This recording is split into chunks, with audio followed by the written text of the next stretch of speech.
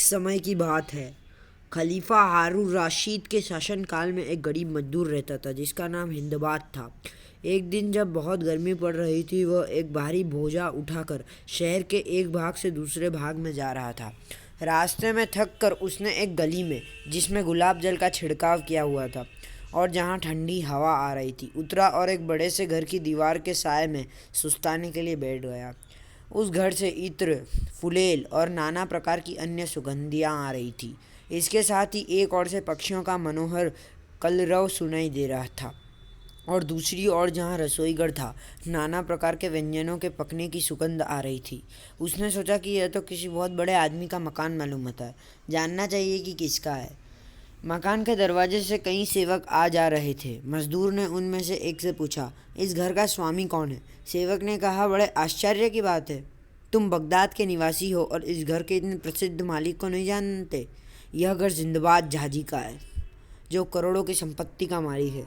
हिंदबाद ने यह सुनकर आकाश की ओर हाथ उठाए और कहा, हे संसार के उत्पन्न करने वाले और पालने वाले भगवान, यह क्या अन्याय है। एक यह जिंदबाद है जो रात दिन ऐश करता है, एक मैं हिंदबाद जो रात दिन जान तोड़ परिश्रम करके किसी प्रकार अपने स्त्री बच्चों का पेट पालता हूँ। यह और मैं दोनों मनुष्य हैं, क्या अंतर है। यह कहकर उसने जैसे भगवान पर अपना रोष प्रकट करने के लिए पृथ्वी पर पांव पटका और सिर हिलाकर निराशापूर्वक अपने दुर्भाग्य पर दुख करने लगा। इतने में उस विशाल भवन से एक सेवक निकला और उसकी बाँह पकड़कर बोला, चल अंदर, हमारे मालिक जिंदबाद ने तुझे बुलाया है। हिंदबाद यह सुनकर बहुत डर गया। उसने सोचा कि मैंने जो कहा वह जिंदबाद ने सुन लिया है और क्रोधित होकर मुझे बुला भेजा है ताकि मुझे इस गुस्ताखी के लिए सजा दे। वह घबरा कर कहने लगा कि मैं अंदर नहीं जाऊंगा, मेरा बोझा यहाँ पड़ा है, इसे कोई उठा ले जाएगा। किंतु सेवकों ने उसे न छोड़ा। उन्होंने कहा कि तेरे भोजे को हम सुरक्षापूर्वक अंदर रख देंगे और तुझे भी कोई नुकसान नहीं होगा। हिंदबाद ने बहुत देर तक सेवकों से वाद विवाद किया, किंतु उसका कोई फल न निकला और अंततः उसे उनके साथ महल के अंदर जाना ही पड़ा। सेवक हिंदबाद को कई आंगनों से होता हुआ एक बड़ी दालान में ले गया, जहाँ बहुत से लोग भोजन करने के लिए बैठे थे। नाना प्रकार के व्यंजन वहाँ रखे थे और इन सब के बीच में एक शानदार अमीर आदमी, जिसकी सफ़ेद दाढ़ी छाती तक लटकी थी, बैठा था। उसके पीछे सेवकों का पूरा समूह हाथ बांधे खड़ा था। हिंदबाद यह ऐश्वर्य देखकर घबरा गया। उसने झुककर अमीर को सलाम किया। जिंदबाद ने उसके फटे और मैले कपड़ों पर ध्यान न दिया और प्रसन्नतापूर्वक उसके सलाम का जवाब दिया और अपनी दाहिनी ओर बिठाकर उसे सामने अपने हाथ से उठाकर स्वादिष्ट खाग और मदिरा पात्र रखा। जब जिंदबाद ने देखा कि सभी उपस्थित जन भोजन कर चुके हैं, तो उसने हिंदबाद की ओर फिर ध्यान दिया। बगदाद में जब किसी का सम्मानपूर्वक उद्बोधन करना होता था तो उसे अरबी कहते थे। जिंदबाद ने हिंदबाद से कहा, अरबी, तुम्हारा नाम क्या है?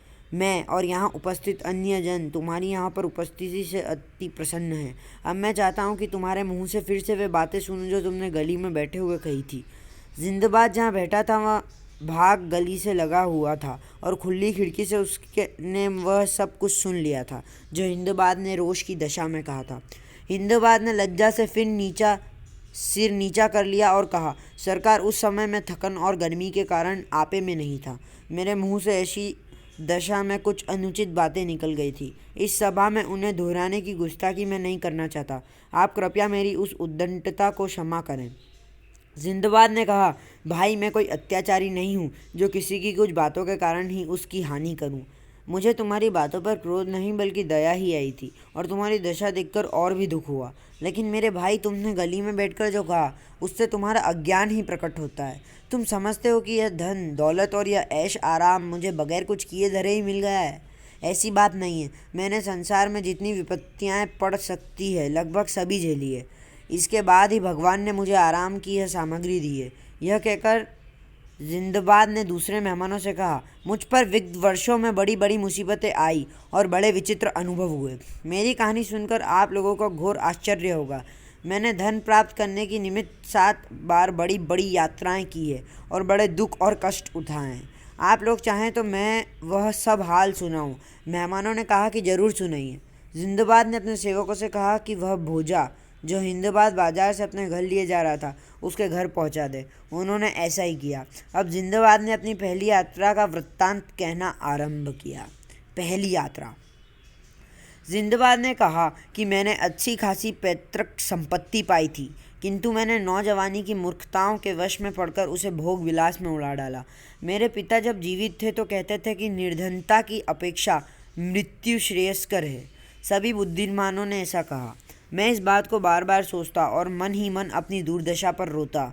अंततः मैं जब निर्धनता मेरी सहन शक्ति के बाहर हो गई तो मैंने अपना बचा कुचा सामान बेच डाला और जो पैसा मिला उसे लेकर समुद्री व्यापारियों के पास गया और कहा कि अब मैं भी व्यापार के लिए निकलना चाहता हूँ।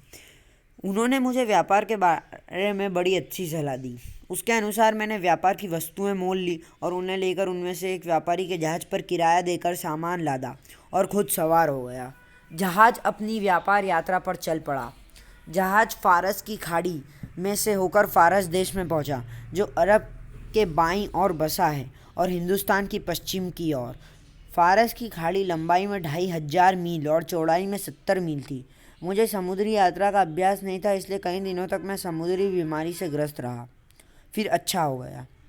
रास्ते में हमें कई टापू मिले जहां हम लोगों ने माल खरीदा और बेचा। एक दिन हमारा जहाज़ पाल उड़ाए हुए जा रहा था, तभी हमारे सामने एक हरा भरा सुंदर द्वीप दिखाई दिया। कप्तान ने जहाज़ के पाल उतरवा लिए और लंगर डाल दिए और कहा कि जिन लोगों का जी चाहे वे इस द्वीप की सैर कराएं। मैं और कई अन्य व्यापारी जो जहाज़ पर बैठे बैठे ऊब गए थे, खाने के सामान लेकर उस द्वीप पर नाव द्वारा चले गए। किंतु वह द्वीप उस समय हिलने लगा जब हमने खाना पकाने के लिए आग जलाई। यह देखकर व्यापारी चिल्लाने लगे कि भागकर जहाज़ पर चलो, यह टापू नहीं, एक बड़ी मछली की पीठ है। सब लोग कूद कूद कर जहाज़ की छोटी नाव पर बैठ गए। मैं अकुशलता के कारण ऐसा न कर सका। नाव जहाज़ की ओर चल पड़ी। इधर मछली ने, जो हमारे आग जलाने से जाग गई थी, पानी में गोता लगाया। मैं समुद्र में बहने लगा। मेरे हाथ में सिर्फ एक लकड़ी थी जिससे मैं जलाने के लिए लाया था। उसी के सहारे समुद्र में तैरने लगा। मैं जहाज़ तक पहुंच पाऊं इससे पहले ही जहाज़ लंगर उठाकर चल दिया। मैं पूरे एक दिन और एक रात उस अथाह जल में तैरता रहा। थकन ने मेरी सारी शक्ति हर ली और मैं तैरने के लिए हाथ पांव चलाने के योग्य भी नहीं रहा। मैं डूबने ही वाला था कि एक बड़ी समुद्री लहर ने मुझे उछालकर किनारे पर फेंक दिया। किंतु किनारा समतल नहीं था, बल्कि खड़े ढलवान का था। मैं किसी प्रकार मरता गिरता वृक्षों की जड़ें पकड़ता हुआ ऊपर पहुंचा और मुर्दे की भांति जमीन पर गिर रहा। जब सूर्योदय हुआ तो मेरा भूख से बुरा हाल हो गया। पैरों से चलने की शक्ति नहीं थी, इसलिए घुटनों के बल घसीटता हुआ चला। सौभाग्य से कुछ ही दूर पर मुझे मीठे पानी का एक सोता मिला, जिसका पानी पीकर मुझ में जान आई। मैंने तलाश करके कुछ मीठे फल और खाने लायक पत्तियां भी पाली और उनसे पेट भर लिया। फिर मैं द्वीप में इधर उधर घूमने लगा। मैंने एक घोड़ी चढ़ती देखी। बहुत सुंदर थी, किंतु पास जाकर देखा तो पाया कि खूंटे से बंधी थी। फिर पृथ्वी के नीचे से मुझे कुछ मनुष्य के बोलने की आवाज़ आई और कुछ देर में एक आदमी ज़मीन से निकलकर मेरे पास आकर पूछने लगा कि तुम कौन हो, क्या करने आए हो। मैंने उसे अपना हाल बताया तो वह मुझे पकड़कर तहखाने में ले गया। वहाँ कई मनुष्य और थे। उन्होंने मुझे खाने को दिया। मैंने उनसे पूछा कि तुम लोग इस निर्जन द्वीप में तहखाने में बैठे क्या कर रहे हो। उन्होंने बताया, हम लोग बादशाह के साइंस हैं।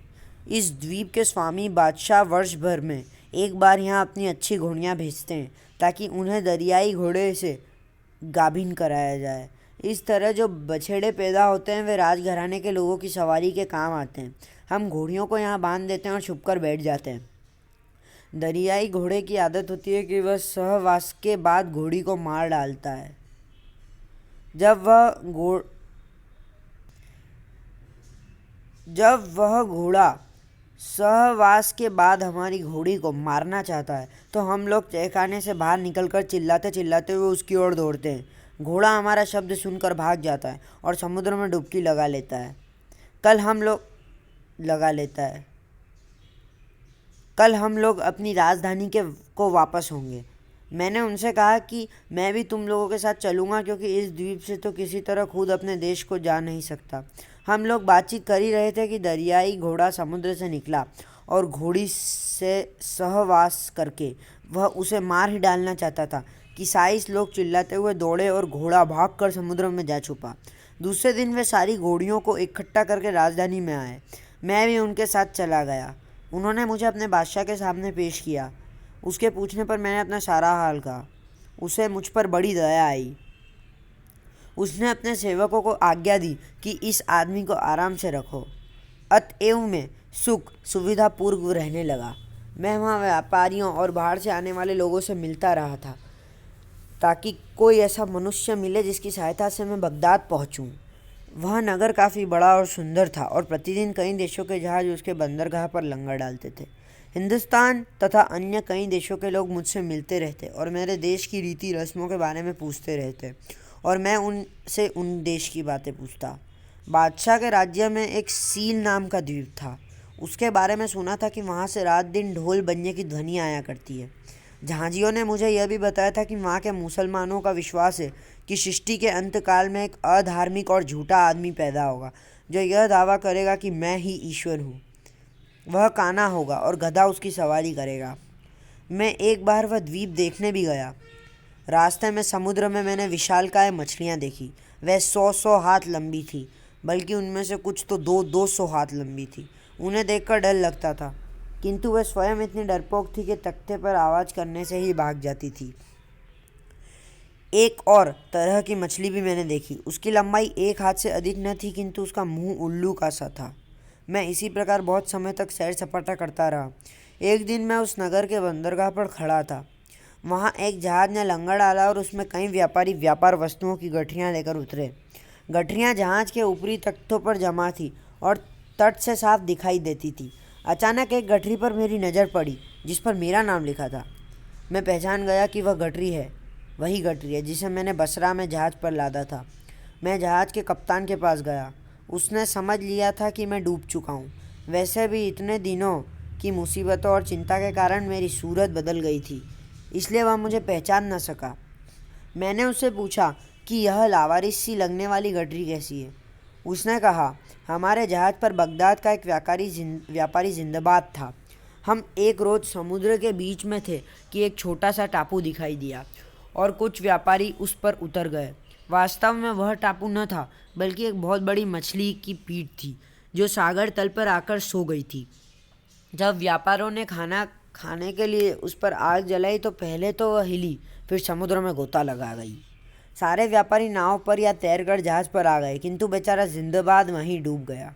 ये गठरियाँ उसकी है। अब मैंने इरादा किया है कि इस गठरी का माल बेच दूं और इसका जो दाम मिले उसे बगदाद में जिंदाबाद के परिवार वालों के पास पहुंचा दूं।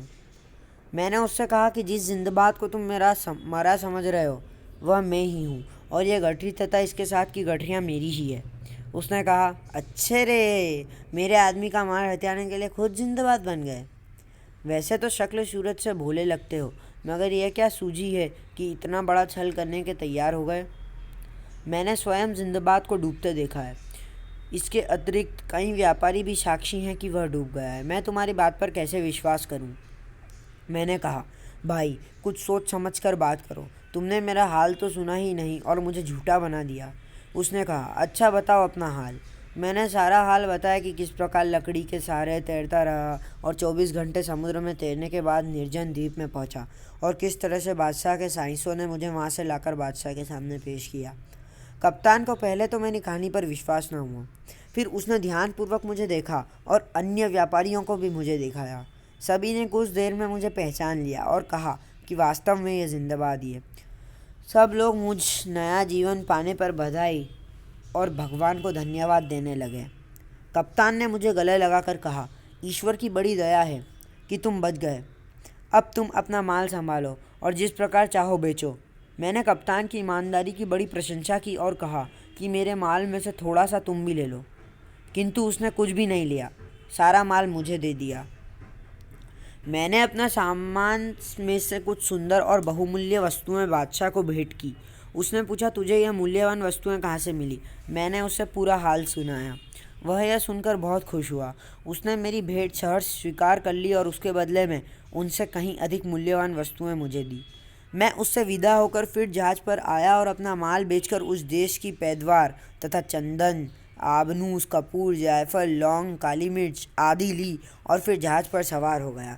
कई देशों और टापुओं से होता हुआ हमारा जहाज़ बसरा के बंदरगाह पर पहुंचा। वहां से स्थल मार्ग से बगदाद आया।